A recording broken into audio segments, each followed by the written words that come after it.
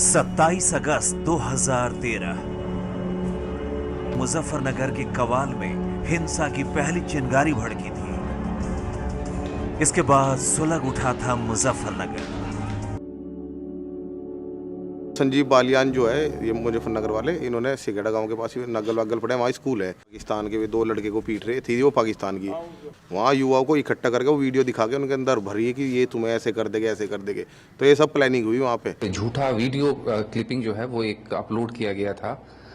उसको जो है यूट्यूब पे उसको हम लोगों ने ब्लॉक भी करवा दिया था, लेकिन उसकी सीडी बना के जो है वो फिर उसको बांटा गया। उसके कारण भी जो है उस एरिया में तनाव रहा। दंगा हुआ, बसी गांव से शुरुआत हुई, फिर पुरबालियान, फिर जोली। 2013 में जो दंगे हुए, हाँ, जो झगड़ा हुआ था यहाँ पे, आज यहाँ यही हुआ था। हुआ था वो इसी गांव से, इस गांव में ही हुआ था। हुकम सिंह का और अब्दुल हमीद कप्तान जो थे, हाँ, उनका झगड़ा हुआ था और वो हमारे पास यहाँ जाटू पर ले आ गया। सुरेश राणा और हुकुम सिंह के खिलाफ पुलिस अभी सबूतों को इकट्ठा कर रही है। मुस्लिम भाई मारे, ये बच्चा हमारा भाई, हमें लड़ा दिया दोनों भाइयों को, और कुर्सी हाथ लग गई इनके, और आप लड़ गए, और हम लड़ गए इनके चक्कर में, चढ़ गए। मुजफ्फरनगर दंगे के सिर्फ 6 महीने बाद हुए लोकसभा चुनाव में बीजेपी ने जो ऐतिहासिक जीत हासिल की, उस जीत की बुनियाद सांप्रदायिक उन्माद पर जा टिका। और इस सांप्रदायिक उन्माद का असर 2017 के विधानसभा चुनाव में एक बार फिर से सीधे दिखा।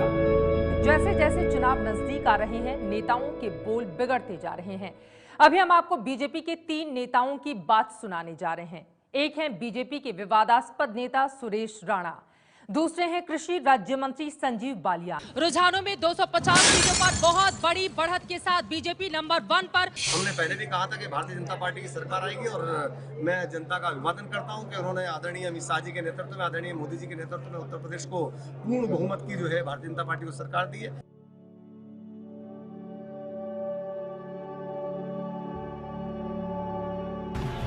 पूरे गाने बाजी के साथ ट्रैक्टर और गाड़ियों से किसान अपनी ताकत दिखाते हुए दिल्ली की ओर रवाना हुए। लेकिन 26 जनवरी 2021 को दिल्ली में पुलिस और आंदोलनरत किसानों के बीच हुई हिंसक झड़प के बाद एक बार फिर मुजफ्फरनगर से लेकर दिल्ली की सड़कों पर सांप्रदायिक भाईचारे का नारा सुनाई दिया, जिसे किसान नेता बाबा जौला और महेंद्र सिंह टिकैत ने 1987 में गढ़ा था। पहली मार्च सन 87 को जो है हमारा बिजली घर पर धरना था, और वहाँ हमारा सरकार का टकराव हुआ। टकराव होने के बाद में एक शहीद जवान हुआ पेशे का, और 2 किसान हुए, एक हिंदू हुआ, एक मुसलमान। और वहाँ हमने उनके शव रख के सड़क पर जाम लगाया, और वहाँ ये नारा दिया था कि अल्लाह अकबर, हर हर महादेव, हर हर महादेव, अल्लाह अकबर, क्योंकि हिंदू और मुसलमान दोनों शहीद हुए। ये नारा वहाँ का है, चला हुआ। पहले भी नारे लगते थे जब के साथ थे, अल्लाहू अकबर, अल्लाहू अकबर। और ये हमारा चौधरी साहब का मशवरे का नारा था। 2013 से इन नारों का बंटवारा हो गया था, 2021 में फिर से एक हो गया। मेरे किसान को पश्चिमी यूपी के किसानों के बीच ये बदलाव आया 26 जनवरी की हिंसा के बाद, जब अकेले पड़े टिकैत रो पड़े। कि भारतीय किसान के राष्ट्रीय प्रवक्ता राकेश टिकैत जी, वो रात को जो है रोए, तो उनका रोना जो है टेलीविजन पर लोगों पे बर्दाश्त नहीं हुआ। जो किसान था, किसी भी वर्ग का था, किसी भी जाति धर्म का था, वो एकदम से जैसे उबाल आ गया। और ये 28 तारीख की रात की बात है। 29 तारीख में मुजफ्फरनगर में करीब 8-10 लाख आदमियों की पंचायत थी, सिर्फ रात की मेहनत टेलीफोन से। इतना बड़ा जोश। एक गलती तो करी, अगर जीत हरा, दूसरी गलती हो करी, मुसलमान मारे। गलती मान लो, मैं गलती मान रहा हूँ, गलतियां सबसे होती है। जो किसान के साथ नहीं, वो देश का गद्दार है, देश के साथ नहीं हो सकता। इन भाजपा वालों ने एक काम कराया, जाति को जाति का लड़ाने का। हरियाणा में जाट को गैर जाट तक लड़ा दिया, यहाँ जाट को मुसलमान तक लड़ा दिया। ये माँ दिल्ली में सिखों को सिख को लड़ाते हिंदू थे। तो आप लोग हिंदू मुस्लिम ऐसे ही जैसे बैठे हैं वैसे ही साथ बैठ के बात कर रहे हैं। हमारे गांव में पहले से ही इतिहास है, हमारा गांव का तो कोई दिक्कत, इतनी प्यार तरह हम सब आज नहीं भाई, तो पहले से इसलिए हम तो बैठना उठना रहना सहना सब हमारा आपस में नहीं है जी, इन्हें हमारा काम है, हमें इनका काम है। वो सिस्टम है, वो सिस्टम है, मैं फिर बिठा दे, फिर लड़ने का सिस्टम है, हम लड़े नहीं बिका है, हम चक्कर मावे ही नहीं बिका है। बस भाईचारा होना चाहिए, वो सबसे बेहतर है। इस बार तो सिर्फ इसी नारे पे वोट जारी रहेगी, इस बार भाईचारे पे वोट जाएगी।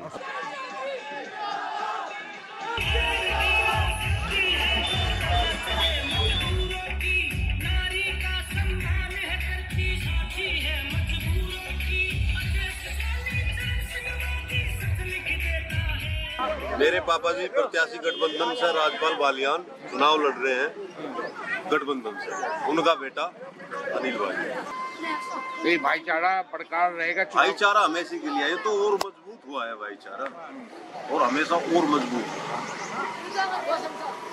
भाईचारे में करो दवाई इसको आप लोग नहीं करो, समाज कुछ नहीं आई है, तो इनका एक फंडा था भाजपा सरकार का, ये सभी खड़े हैं, इसमें हिंदू भी है, मुस्लिम सभी है। हमको तो हर बिरादरी का अपार समर्थन मिलता है। इस चुनाव में ओवैसी की भूमिका को कैसे आप देखते हैं? वो तो उसकी वही है कि जो बिहार में किया उसने वही यहाँ करना चाहे था, बंगाल में सब बढ़ने नहीं दिया, यहाँ पे कोई उसकी वैल्यू नहीं है। यहाँ भी कोई आदमी जो है उसकी चाल से में आने वाला नहीं है। मुसलमान यहाँ का खासकर मुसलमान कैंडिडेट भी किया है उसने खड़े, लेकिन जमानत जब्त हो जाएगी सबकी।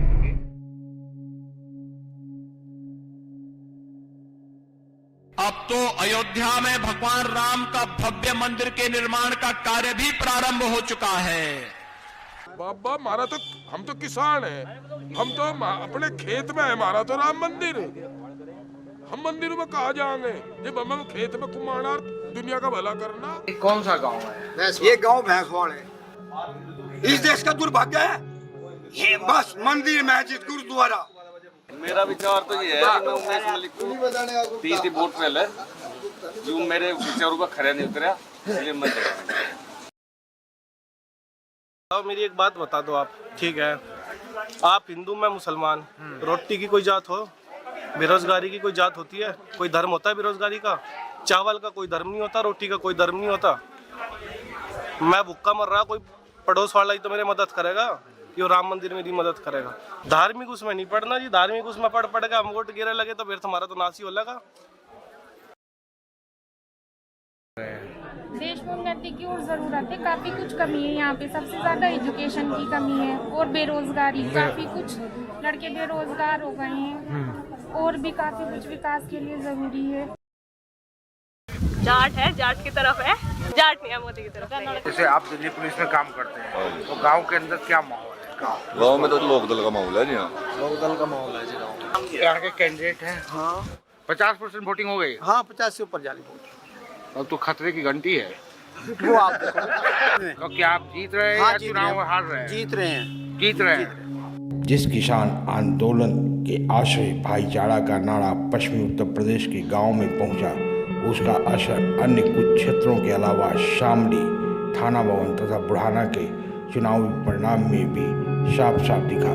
वोटरों ने बीजेपी को नकारते हुए आरएलडी के उम्मीदवारों को विजय दिलाई, मगर महत्वपूर्ण सवाल मौजूदा दौर में बरकरार है कि यह राजनीतिक भाईचारे किस हद तक सामाजिक भाईचारे में तब्दील हो पाएगा या बरकरार रहेगा।